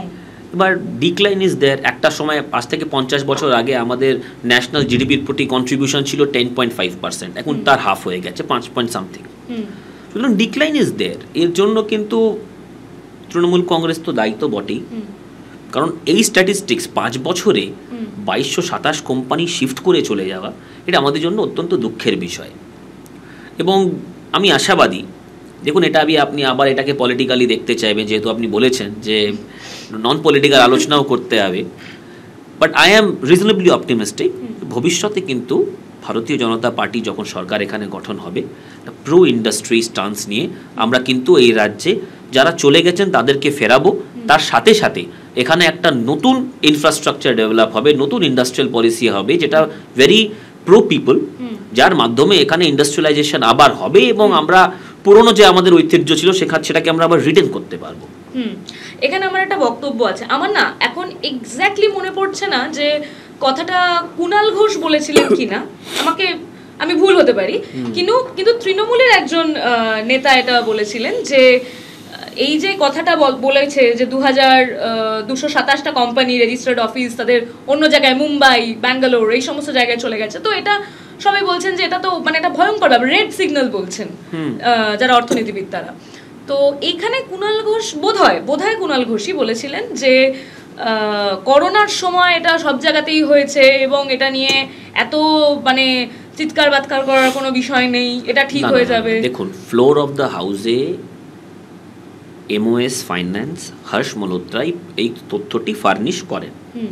যদি উত্তর দিতে হয় লোকসভা বা রাজ্যসভায় তাদের সাংসদকে দিতে হবে। Kunal Ghosh is not part of the parliament, উনি আউটসাইড দি পার্লামেন্ট এটাকে ডিফেন্ড করছেন। যদি করতে হয়, তৃণমূলের লোকসভায় 29 জন সাংসদ রয়েছেন, তাদের মধ্যে একজন এই কথাটিকে ডিফেন্ড করতে নামিনি কেন? এবং পোরখাওয়া পলিটিশিয়ানরা রয়েছে, এমনও নয় যে সবাই ফার্স্ট টাইমার, লোকসভার প্রসিডিংস বোঝে না এমন লোকজন আছে, নিশ্চয়ই আছে, কিছু পোরখাওয়া লোকও আছে। সুতরাং তারা উত্তর দিচ্ছে না কেন? আর কুণাল ঘোষকে এই কথাগুলো বলতেই হবে, উনি পার্টির মুখপাত্র, ওনাকে ডিফেন্ড করতে হবে। কোভিডে সব জায়গায় হয়েছে সব, আরে তাহলে আপনারা কোয়েশ্চেন আওয়ারের মধ্যে টেবিল করুন যে ভারতবর্ষের প্রত্যেকটি রাজ্যে 5 বছরের কি পরিস্থিতি রয়েছে। এটা ওরা করবেন না, করলেই কিন্তু বুমার্যাং করবে। সে কারণে লোকসভায় প্রশ্নটি টেবিল হয়েছে। আর আপনাকে একটা কথা বলি, ব্যান্ডেল চিজের নাম শুনেছেন? আপনি কি জানেন ব্যান্ডেল চিজের GI ট্যাগও নেই? একজন ব্যক্তি যার কাছে এই ফর্মুলাটি রয়েছে, যিনি এটা তৈরি করেন, উনি এখন ব্যান্ডেলে থাকেনও না। He has moved out, forced to move out. যে রাজ্য নিজের মানে Bandel cheese actually belongs to West Bengal, তার GI ট্যাগের জন্য এরা মানে অ্যাপ্লাইটুকু করিনি। সব কিছু ছেড়ে দিন, সব তথ্য ভুলে যান। ব্যান্ডেল চিজের জিআই ট্যাগ তো আপনারা অ্যাপ্লাই করতে পারতেন, সেইটুকু করেনি এরা। পলিসি নিয়ে কথা বলছেন। না, এখানে তো আমি মানে এখানে অনেক রকম ব্যাপার উঠে আসে যে এই মুহূর্তে দাঁড়িয়ে এটা খুব আমার মনে হয় খুব গুরুত্বপূর্ণ বিষয়, কারণ যে কোনো একটা রাজ্যের, আবার আমরা সেই রাজনীতির মধ্যেই ঢুকে যাচ্ছি, কিন্তু এটা ভীষণ ওতপ্রোতভাবে জড়িত যে আমরা অ্যাবসলিউটলি এবং আমরা দেখতে পাচ্ছি যে প্রথম কথা তো আমাদের এই যে স্ক্যামটা হলো পরীক্ষা নিয়ে, যে মানে পরীক্ষার দেখা গেল যে ওয়েমার শিট সমস্ত মানে ভুয়ো জাল, বেসিক্যালি আবার পরীক্ষা হবে। এবার যেই এত মানুষ, মানে একটা এরকমও তো অনেক মানুষ আছে না যে একজন হয়তো আর্নিং মেম্বার, তিনি চাকরি পেয়েছেন, এবার 10 বছর হয়ে গেছে, এখন কি সেই চাকরি আদৌ থাকবে কিনা, সেই কি হবে সেই বিষয়ে না, এরা তো নিরাপত্তাহীনতায় ভুগছে। অ্যাবসলিউটলি। আমরা পরপর অনেকদিন আন্দোলনের সঙ্গে আমি নিজেও যুক্ত ছিলাম, আমরা যেতাম মেয়র রোডে যেতাম, মাতঙ্গিনী হাজরার মূর্তির পাদদেশে শহীদ মিনারের কাছে আমরা যেতাম, সব জায়গায় আমরা যেতাম। দেখুন, এই সরকার অ্যাকচুয়ালি হার্টলেস সরকার, হৃদয়হীন। ডিএ নিয়ে যারা আন্দোলন করছে তাদেরকে নিয়ে মমতা ব্যানার্জি বলেছিলেন ঘেউ ঘেউ করবেন না। নিজের সরকারি মানে you are the chief minister, নিজের সরকারের কর্মচারীদের জন্য আপনারা বলছেন ঘেউ ঘেউ করবেন না। সুতরাং এই পরিস্থিতির মধ্যে এদের কাছ থেকে খুব বেশি মানে প্র্যাকটিক্যালি কিছু প্রত্যাশা রাখাই উচিত নয়। The only way out is to out them. এবং এখানে আমি এই যে বলে ঘেউ ঘেউ করবেন না, এখানে আমি আরো একটা কথা বলছি যে এবং আমি কাউকে ছোট করছি না, কিন্তু এখানে কেউ চাকরি চাইতে যাচ্ছেন, চাকরির পরীক্ষা হচ্ছে না বছরের পর বছর, সেখানে মমতা ব্যানার্জি বলছেন যে ঠিক আছে তাহলে চপ ভাজো, চপ ভাজলেও তো টাকা পাওয়া যায়।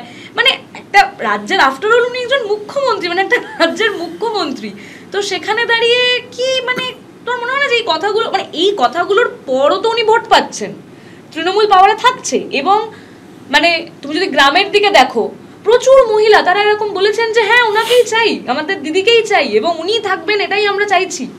তো কি মনে হয় এটা কেন? দেখুন, একটা this is one side of the coin.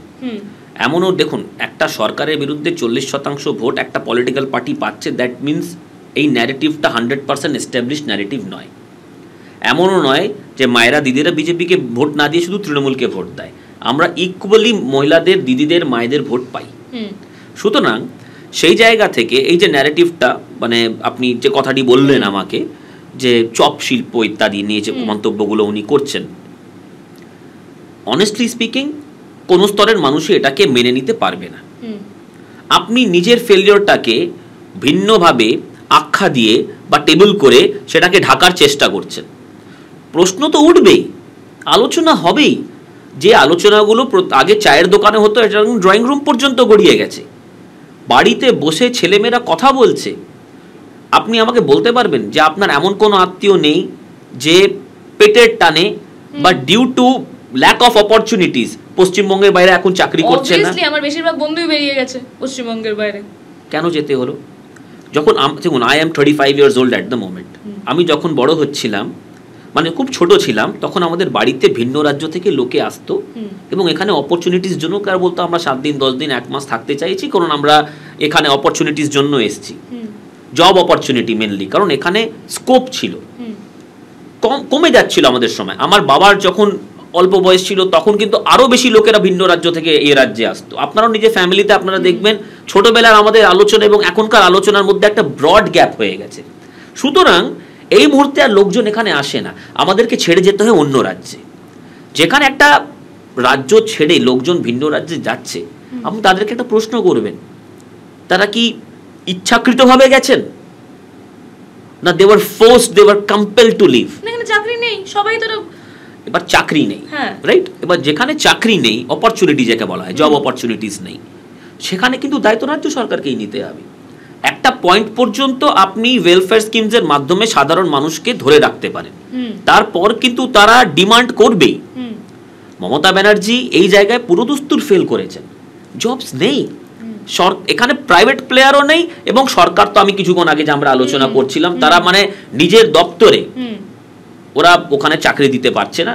কয়েক লক্ষ চাকরি এখনো পর্যন্ত মানে রিক্ত।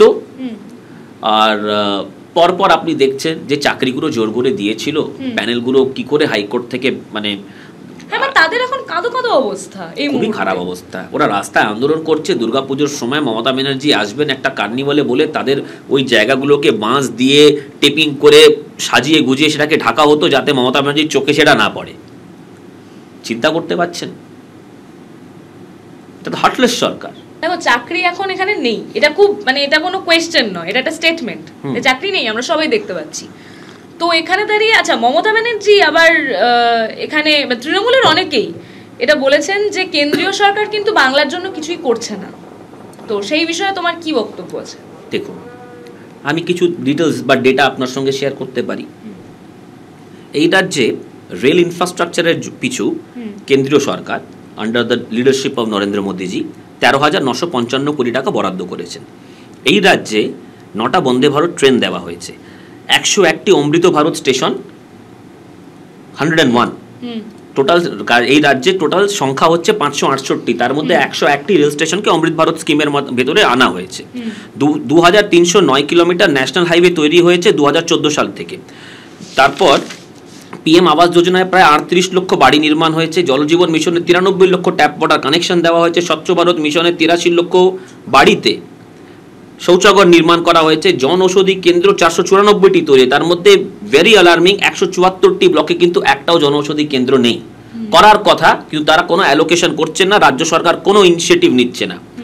জনধন অ্যাকাউন্ট 5.3 crores প্লাস, মুদ্রার পেছনেও the figures are very high, কিন্তু সেই জায়গাটা উজ্জ্বলার বেনিফিশিয়ারি প্রায় রয়েছে 1.23 crores, তার মধ্যে 14 লক্ষ কেস এখনো পর্যন্ত পেন্ডিং।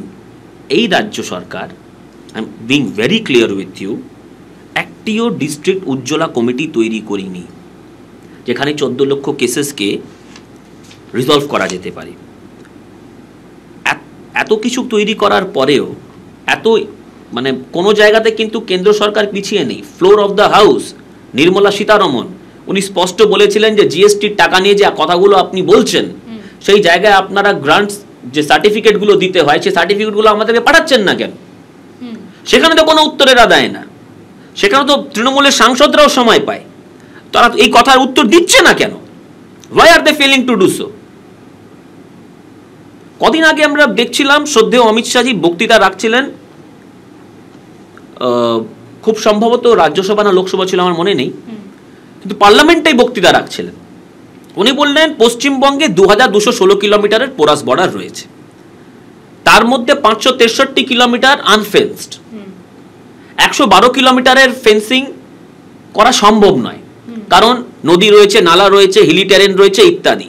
450 কিলোমিটারের ফেন্সিং এর জন্য প্রায় 10-এরও বেশি চিঠি লিখেছেন অমিত শাহজি, এটা পার্লামেন্টে অন রেকর্ড উনি বলেছেন। এই রাজ্য সরকারের স্বরাষ্ট্র সচিব এবং মুখ্য সচিব কোনো সদুত্তর দেয়নি, তারা ল্যান্ড অ্যালট করছে না। আর তারপরে এরা বলে, তৃণমূলের নেতারা তো আপনি অনেক জায়গায় নিশ্চয়ই শুনেছেন, তারা কথা বলেন যে কি করে বেরিয়ে ঢুকে যাচ্ছে, এটা তো আপনাদের অধীনে, আপনারা তো ল্যান্ড অ্যালট করছেন না। এবং আমাদের এই রাজ্যে আসার পর স্বরাষ্ট্রমন্ত্রী অমিত শাহজি স্পষ্ট বলেছেন যে ভোটার কার্ড এবং আধার কার্ড তৈরি করার পেছনে এই সরকারের ইন্ধন রয়েছে।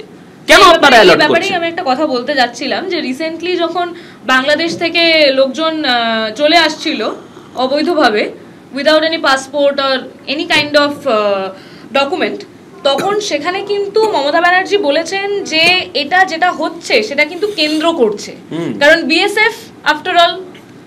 তো সেখানে দাঁড়িয়ে কিন্তু এই দায়িত্ব পুরোপুরি কেন্দ্রের, এবং কেন্দ্র অপারগ যে তারা লোক আটকাতে পারছে না। না, কেন্দ্র তো স্পষ্ট জানিয়ে দিয়েছে, স্বরাষ্ট্রমন্ত্রী সরাসরি বলেছেন, আমি আপনাকে ফিগারসও দিয়ে দিলাম, 563-র মধ্যে 112 কিলোমিটার এমন আছে, এটা আমার দেওয়া তথ্য নয়, স্বরাষ্ট্রমন্ত্রী শ্রদ্ধেয় অমিত শাহজির দেওয়া তথ্য। 112 কিলোমিটার এমন রয়েছে যেখানে ফেন্সিং করা মুশকিল, 450 কিলোমিটার আমরা ইমিডিয়েট করতে পারি। এই রাজ্য সরকার কেন্দ্র সরকারকে সদুত্তর দিচ্ছে না, তার সাথে সাথে মুখ্য সচিব এবং স্বরাষ্ট্র সচিবের ভূমিকা নিয়ে উনি প্রশ্ন তুলেছেন। এখানে এই ধরনের একটা ইনফ্লাক্স হচ্ছে, এর দায় নেবে কে? 21শে জুলাই 2024 মমতা ব্যানার্জির যে আমাদের ওই ভিক্টোরিয়া হাউসের ওখানে যে প্রত্যেকবার ওনার যে প্রোগ্রাম হয়, উনি কি বলেছিলেন? যদি এখানে কেউ আসতে চায় তাদেরকে আমরা শরণ দেব। কেন বলেছিলেন? কিসের ভিত্তিতে এই ধরনের উনি মন্তব্য করলেন? সিটিজেনশিপ দেওয়া কি রাজ্য সরকারের কাজ? Absolutely not.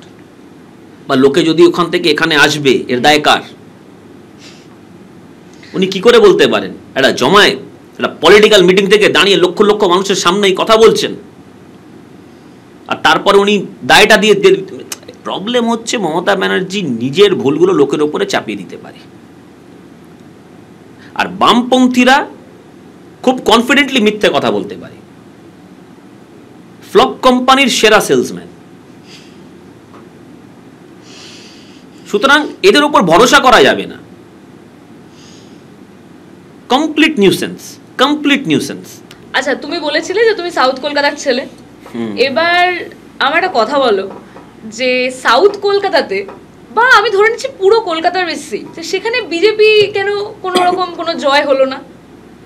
দেখুন, মানে মধ্যবিত্ত, আমি মধ্যবিত্তের কথা বলছি, মধ্যবিত্ত বা উচ্চ মধ্যবিত্ত। Voter is voter. ভোটারের মধ্যে আপনি ডিসক্রিমিনেশন করতে পারবেন না। মধ্যবিত্ত হোক বা এলিট ক্লাস হোক বা মানে ধনী ব্যক্তি হোক, ভোটের কিন্তু মূল্য এক না। বিজেপি কিন্তু একটা কথা বলেছিল, যে বিজেপির অনেকজন বলেছিল যে না, তৃণমূল এখানে ভাতা দিয়ে খেলে দিচ্ছে, তো যারা তাদেরকে ভাতা দিচ্ছে তারা তো খুব স্বাভাবিক ব্যাপার, তৃণমূলকেই ভোট দেবে, এরকম একটা কথা বলেছিল। দেখুন, আপনাকে দুটো কথা বলি। শহর কলকাতায় ভারতীয় জনতা পার্টির একটা ভালো বেস তৈরি হয়েছে, কিন্তু সাথে সাথেই আপনি নিশ্চয়ই জানেন এখানকার কি পরিবেশ। এখানে হিউম্যান রাইটস কমিশনের একজন মাইনরিটি মানে কমিশনের সদস্যকে কিভাবে যাদবপুরে আক্রান্ত হতে হয়েছিল সেটা আপনি ভালো করে জানেন। আরেকটা কথা আপনাকে বুঝতে হবে যে বিজেপির rise in this area has been phenomenal. এমন নয় যে বিজেপি শহর কলকাতায় ভোট পায় না, নিশ্চয়ই একটা ব্যবধান, আমরা কিছুটা পিছিয়ে আছি, সেটাকে আমরা নিশ্চয়ই আগামী দিনে কভার আপ করব। কিন্তু ভবানীপুরে একসাথে প্রায় 5টা ওয়ার্ডে বিজেপি এগিয়েছিল মমতা ব্যানার্জির বিধানসভায়। এমনকি আপনি যদি লক্ষ্য করে দেখেন 73 নম্বর ওয়ার্ড যেখানকার উনি বাসিন্দা, সেখানেও ভারতীয় জনতা পার্টি এগিয়েছিল। সুতরাং এই কথা বলা যাবে না যে বিজেপির এখানে ভোট নেই। নিশ্চয়ই ভোট রয়েছে, কিছুটা আমরা পিছিয়ে রয়েছি, সেটাকে আমরা আগামী দিনে নিশ্চয়ই কভার আপ করব। তার সাথে সাথে এটাও আমাদেরকে দেখতে হবে যে we reach out to people from all walks of life, সেটাও আমরা করছি। শহরের মধ্যে আমাদের একটা ভালো বেস তৈরি হয়েছে, এবং ম্যাক্সিমাম যে আন্দোলন হয় আমাদের এই কলকাতা শহর জুড়েই হয়। সুতরাং সাধারণ মানুষ আমাদের সাথে আছে। আপনি যে মধ্যবিত্ত লোকের কথা বলছেন, সাধারণ মানুষের কথা বলছেন, তারাও আমাদের সঙ্গেই আছেন। কিন্তু হ্যাঁ, একটা জিনিস আছে, আউটরিচটা আমাদেরকে আগামী দিনে আমরা আরও বাড়াতে চলেছি, এবং আমরা নিশ্চিত যে আগামী দিনে বা পরবর্তী নির্বাচনে কলকাতা শহরে ভারতীয় জনতা পার্টির জয় হবে, এবং আমরা এখানে আসন পাব, ভালো আসন পাব। আমরা একটু বাক স্বাধীনতার প্রসঙ্গে আসি। এই যে মানুষ বলছে আমরা কথা বলতে পারছি না বা কিছু, আমি তো এখানে কিছু বলতে পারবো না, এটা তুমি বলবে যে ভুল বলছে না ঠিক বলছে, আমি কিভাবে বলবো বলো? তো আমার বক্তব্য যে সাধারণ মানুষের তো বাক স্বাধীনতাটা তো মানে একটা খুব মানে বেসিক বিষয় না। আমি একটা বিষয় নিয়ে কথা বলতে ভয় পাবো কেন? এবং আমি কিন্তু এটা শুধু তৃণমূলের ক্ষেত্রে বলছি না, আমি এটা বিজেপির ক্ষেত্রেও বলছি, যে সাধারণ মানুষ কিন্তু বলছে আমরা কারোর ব্যাপারে কথা বলতে পারছি না কারণ আমাদের ভয় আছে যে এই পার্টির লোকজন আমাদেরকে এসে অ্যাটাক করবে। তো এটা কেন? এটা কিসের জন্য? সাধারণ মানুষ পলিটিক্স নিয়ে কথা বলবে না, তাদের বক্তব্য তারা জানাতে পারবে না। কেরালা স্টোরি দেখেছেন? না, আমি দেখিনি, সত্যি কথা আমি দেখিনি। আপনার দোষ নয়, দেখবেন কি করে। এখানে তো সিনিপলিসে লেক মার্কেটে সিনেমা হলে মুভি চলাকালীন লোকজনকে টেনে হিঁচড়ে বার করা হয়েছিল, just because they were watching Kerala Story. শুধু তাই নয়, ভবিষ্যতের ভূত শুনেছেন? অনিক দত্তের সিনেমা, কেন নামানো হয়েছিল? ওটা আমি দেখেছি। কেন নামানো হয়েছিল? হ্যাঁ, ওনাকে তো খুব ভাবে বলাও হয়েছিল। উনি বলেছিলেন যে নন্দনে মমতা ব্যানার্জির ছবি, সেখানে মানে ফিল্ম ফেস্টিভ্যালে উনি এই নিয়েও খুব কটাক্ষের শিকার হয়েছিলেন। অবভিয়াসলি উনি খুব পলিটিক্সকে সোজাসুজিভাবে আক্রমণ করেছিলেন, মজার ছলে উনি বলেছিলেন বিভিন্ন কথা স্যাটায়ারের মাধ্যমে। নজরুল ইসলাম আইপিএস এর নাম শুনেছেন? ওনার বইগুলো বাজার থেকে তুলে নেওয়া হলো কেন? পাবলিশারের গোডাউনে ঢুকে কলকাতা পুলিশের এনফোর্সমেন্ট ব্রাঞ্চ সেই বইগুলোকে বাজেয়াপ্ত করে। বইটাকে বাজারে নামানো হয়নি। শান্তনু গুপ্ত সন্ন্যাসী থেকে মুখ্যমন্ত্রী, বুক বেসড অন যোগী আদিত্যনাথ, এই রাজ্যে সেটা কেউ পাবলিশ হতে দেওয়া হয়নি। বিশ্ব হিন্দু পরিষদের কিছু কার্যকর্তারা কলকাতা বইমেলায় হনুমান চালিসা বিতরণ করছিলেন, তাদেরকে আটকানো হয়। কেরালা স্টোরির ব্যান্ডটা তো অনেক পরে। Tuhin A Sinha the great tribal warriors নামের একটি বই লিখেছিলেন। Just because he was the spokesperson of the BJP, 2023 সালের কলকাতা লিটারারি ফেস্ট এবং কলকাতা বইমেলা থেকে ওকে আউট করে দেওয়া হয়। টিনা বিশ্বাস আমরি হাসপাতালে যে আগুনটা লেগেছিল তা নিয়ে একটি উপন্যাস লিখেছিলেন, ইউকে বেসড নভেলিস্ট।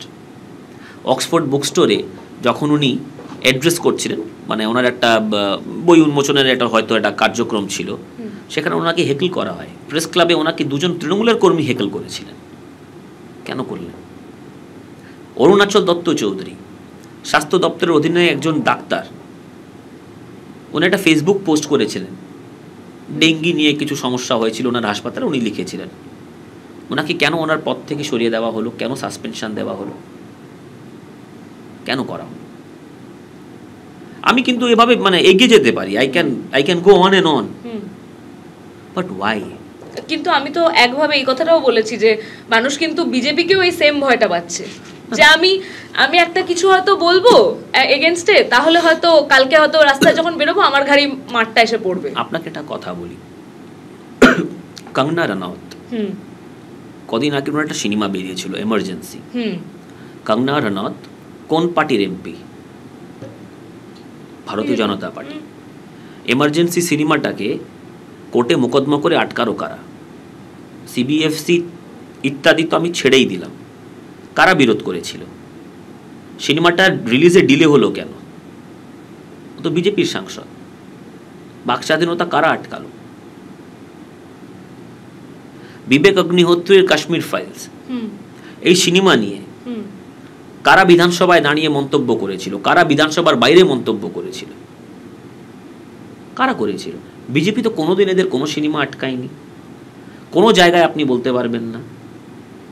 এরা তো বুক তাপড়ে বলতো সরকার কিসি কি ভি হো, সিস্টেম হামারা হ্যায়। বিজেপির কোনো জায়গায় have you seen them heckling anyone from the art and culture fraternity? আপনি চিন্তা করুন, দ্বিখণ্ডিত বই লিখেছিলেন তসলিমা নাসরিন 2007 সালে। অল ইন্ডিয়া মাইনরিটি ফোরাম এর বিরুদ্ধে মাঠে নামে। তৎকালীন মুখ্যমন্ত্রী so called flag bearer of freedom of speech and expression ও বাক স্বাধীনতা বুদ্ধদেব ভট্টাচার্য 25 জন বুদ্ধিজীবীদের একটা প্যানেল গঠিত করে। সো কল্ড পাবলিক ইন্টেলেকচুয়ালস 25 জন মিলে একটি কনক্লুশনে আসেন যে এই বইয়ের উপরে নিষেধাজ্ঞা জারি থাকুক। 25 পাবলিক ইন্টেলেকচুয়ালস বুদ্ধিজীবী তাদের প্যানেল তৈরি করে বাম নেতা এবং তৎকালীন মুখ্যমন্ত্রী বুদ্ধদেব ভট্টাচার্য, এবং ওই 25 জন কনক্লুশনে আসে যে এই বইটার এগেইনস্টে নিষেধাজ্ঞা জারি থাকুক। এটা freedom of speech and expression না। তসলিমা নাসরিন নিজের কথা, উনি কথা লিখতে মানে ওনার যা মনোভাব সেটা উনি লিখতে পারবেন না। কে হেকল করছে? বিজেপি শাসিত কোনো রাজ্যে এই সমস্যা নেই। মোদিজিকে নিয়ে কি অখাদ্য কথাবার্তা বলে এরা? কজনের জেল হয়েছে? কজনের জেল হয়েছে? সোনিয়া গান্ধী বলেছিলেন মদ কা সদাগর। মোদিজিও কোনোদিন এই ধরনের বক্তব্য কারোর জন্য করেননি। যে ধরনের কথাবার্তা তৃণমূল কংগ্রেসের নেতারা বলেন, যে কুকথা, যা ভাষা সন্ত্রাস, এটা মেনে নেওয়া যায়? সঙ্গে সঙ্গে অনিল বসু এবং বিমান বসু যে ধরনের কথাবার্তা বলেছেন পাবলিক ডোমেনে, এটাও কিন্তু মোটেও ঠিক নয়। সুতরাং বাক স্বাধীনতা বা freedom of speech and expression নিয়ে এই সরকার ডাহা ফেল। একটা কার্টুন শেয়ার করার জন্য জেল। রোহিত পাসি নামের একজন যুবক ফেসবুকে পোস্ট করেছে বলে জেল। হ্যাঁ, এটা আমি বলতে যাচ্ছিলাম যে এই ঘটনাটা ঘটেছিল। ফেসবুকে পোস্ট করলে জেল। কোভিডের সময় সরকারকে আউস্ট করার জন্য, এক্সপোজ করার জন্য রেনকোট দিচ্ছিলেন instead of PPE. Doctor Indranil খাকে লোকাল পুলিশ স্টেশন থেকে তুলে নিয়ে যাওয়া হয়, সে ক্যান্সার চিকিৎসক, তার তার কেমোথেরাপি দিতে হবে, হাসপাতালে পেশেন্টরা ওয়েট করছে, তাকে তুলে নিয়ে চলে গেল। শফিকুল ইসলাম, আরামবাগ টিভি, তাকে কেন অ্যারেস্ট করা হলো? পরপর মামলা মোকদ্দমা করে। মানব গুহ, সাংবাদিক, কেন অ্যারেস্ট করা হলো? বাক স্বাধীনতা নিয়ে এরা বড় বড় কথা বলে।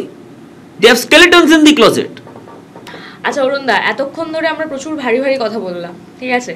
এবার যারা পডকাস্ট দেখছেন তাদের জন্য কিছু ভালো, তাতে শুনতে ভালো লাগে এরকম তো কিছু রাখতে হবে। না নিশ্চয়ই, যা বলেছি তাও ভালো কথাই না না, ভালো কথাই নিশ্চয়ই, সেটা নয়, কিন্তু তাও এবার আচ্ছা তুমি আমাকে চটপট কয়েকটা কোয়েশ্চেন করবো, তুমি একদম না ভেবে উত্তর দেবে, ঠিক আছে? মুশকিল ভাই, ভেবেই বলতে হবে। ঠিক আছে, বলো যেটা প্রথমে মনে আসে। আচ্ছা, কলকাতায় এসে সব থেকে ভালো খাবার জায়গা? পার্ক স্ট্রিটে যে কোনো একটা ভালো রেস্টুরেন্ট। ওকে, সব থেকে ভালো ঘোরার জায়গা? Entire city. কলকাতায় মানে আপনি একটা জায়গা স্থির করতে পারবেন, the entire city is beautiful. এটা কিন্তু র্যাপিড ফায়ারের মতো উত্তর হলো না। কলকাতায় দেখুন, মানে ঘোরার জায়গা বলতে গেলে ডিপেন্ড করে ব্যক্তির উপরে। আপনি বলুন what type of place do you like to visit? আমি তো চিড়িয়াখানায় যেতে চাই। চিড়িয়াখানায় যেতে চান? তাহলে আলিপুর জু আপনার জন্য বেস্ট। তোমার জন্য কোনটা? একটা নাম বলো। দেখুন, আমি তো সকালে লেকে যাওয়াটা পছন্দ করি, সিরিনিটি। যদি সকালে যেতে হয় লেক, আর যদি বৈকালে আমার যদি কোথাও যেতে হয়, আমার নিশ্চয়ই আমার পার্টি অফিসের চেয়ে ভালো জায়গা কিছু নেই। বেস্ট প্লেস যেখানে তুমি ভালো আড্ডা দেওয়া যায়? বেস্ট প্লেস আড্ডা দেওয়ার জন্য রাজনীতিক আড্ডা যদি দিতে হয় তাহলে উত্তর কলকাতায় আমাদের পার্টি অফিসের পেছনে কলেজ স্ট্রিটে আপনি আড্ডা দিতে পারেন। আর দক্ষিণ কলকাতায় আমি প্রেফারেবলি আড্ডা দেওয়াটা পছন্দ করি গড়িয়াহাট অঞ্চলে। ওকে, আর লাস্ট কোন ফিল্মটা দেখেছো যেটা মানে ভীষণ ভালো লেগেছে? ভালো লেগেছে in the sense it touched me, it was Chhaava, দেখেছিলাম। আর কদিন আগে আমার পছন্দ হয়েছে এমার্জেন্সিটাও দেখেছি, আমার ভালো লেগেছিল। আমি খুব বেশি সিনেমা দেখি না, কিন্তু ছাওয়াটা আর এমার্জেন্সিটা luckily I could take out time and watch the film. আজকে অনেকক্ষণ আমরা কথা বললাম অরুণদার সাথে। আমরা বলেছিলাম প্রথমে ভিডিও শুরুতে যে আমরা রাজনীতি নিয়ে বিশেষ কথা বলবো না, বাংলা, বাঙালি, কালচার এইগুলো নিয়ে বিশেষ কথা বলবো, কিন্তু সেটা হয়ে ওঠেনি। আমাদের সমস্ত কথার মধ্যে কোনো না কোনোভাবে রাজনীতি চলে এসেছে। তো এবার বিষয়টা হচ্ছে, ঢেকি যেমন স্বর্গে গেলেও ধান ভাঙে, আর অরুণদা সেক্ষেত্রে রাজনীতি থেকে নিজেকে দূরে রাখতে পারেনি। আমি বহুবার চেষ্টা করেছি রাজনীতির বাইরে কিছু জিজ্ঞেস করার, কিন্তু ঘুরে ফিরে আমরা রাজনীতিতে ঢুকে গেছি। অনেকক্ষণ কথা বললাম। থ্যাংক ইউ সো মাচ অরুণদা, থ্যাংক ইউ। আমরা চাইবো তুমি আবার আমাদের চ্যানেলে আসো, এসে আমাদের সাথে একটু গল্প করে যাও। এবার একটু লাইট টপিকের ওপরও কথা বলে যাও কোনোদিন এসে, ঠিক আছে? Thank you so much, thank you.